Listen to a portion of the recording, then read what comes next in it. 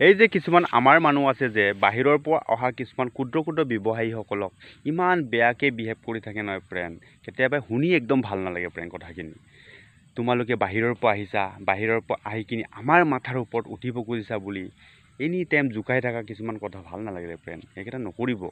কাৰণ বাহিৰৰ পৰা আহি কিনি যে ইহঁতে ইয়াতে কিবা এটা কাম কৰি কিনি ঘৰলৈকে পইচা পঠাই আছে, ইহঁতে একমাত্ৰ ইহঁতৰ নিজৰ ল'ৰা ছোৱালী নিজৰ ঘৰৰ মানুহ সুখত থাকক বুলি এইটো কাম কৰি আছে ফ্ৰেণ্ড আপোনালোকে এইটো কাম নকৰে, কিন্তু বেলেগে কৰি থকা দেখা পালে কটিত কিয় জ্বলন হয় ৰে, সেইটোক মই বুজি নাপাওঁ ফ্ৰেণ্ড আপোনালোকে এই বেলেগৰ কাম কৰাক ৰেচপেক্ট কৰিব নাজানিলেও কমচে কম বেয়া বিহেভ নকৰিব, ভাল নালাগে। কাৰণ বাহিৰত আপুনি ওলালে তেতিয়া গম পাব যে বাহিৰৰ দুনিয়াখন কেনেকুৱা।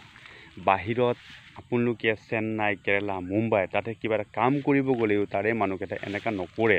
তাৰে মানুহকেইটা আপোনালোকক বৰঞ্চ পৰাপক্ষত সহায়হে কৰিব, সহায় কৰিব নোৱাৰিলেই কিন্তু বেয়া বিহেভ নকৰে। আৰু এনেকুৱা আপোনালোকৰ নিচিনাকৈ থাৰ্ড ক্লাছ প্ৰকৃতিৰ কিছুমান মানুহ তাতেও নোপোৱা নহয়, পায়, কিন্তু বহুত কম সংখ্যা পায়। আমাৰ অসমত কিছুমান মানুহ একদম আছে নহয়, একদম নক'ব, বাহিৰৰ মানুহ পালেই হ'ল আৰু বহিৰাগত মানুহ কিবা কিবি, সেইকেইটা বেছি নকৰিব। কমচে কম কামক ৰেচপেক্ট কৰিব নাজানিলেও মানুহজনক অপমান নকৰিব, হয় নহয়। আৰু এটা কথা কৈ দিওঁ যে ভাৰতখন আমাৰ অসমৰ জানই নহয়, সেইটো মই ক'ব নালাগে বাৰু। অসমখন ভাৰতৰ ভিতৰতেই আছে, হয় নহয়। অসমখন ভাৰতৰ ভিতৰতে আছে, ইহঁতৰো ভাৰতীয় হিচাপে হক নোহোৱা নহয়।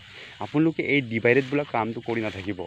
আপোনালোকে কমচে কম বেলেগক নিজৰ বুলি ভাবিব নাজানিলেও কিন্তু কিছুমান মানুহে বেলেগ অসমখনৰ মানুহকেইটাক নিজৰ বুলি ভাবা মানুহক মই বহুত দেখা পাইছোঁ বাহিৰত। সেইকাৰণে মই আপোনালোকক ৰিকুৱেষ্ট কৰিছোঁ সেইটো কাম নকৰিব। কিছুমান বাহিৰৰ পৰা বিহাৰীকেইটা আহিলেও বা এই চেন্নাই, কেৰেলা কিবা কিবি বা উৰিষ্যা বাহিৰৰ পৰা ইয়াতে ক্ষুদ্ৰ ব্যৱসায়ীকেইটা কৈছোঁ, আৰু দোকান সৰু সুৰা এনেকুৱা সৰু সুৰা দোকান দিয়া মানুহকেইটাক আমাৰ অসমৰ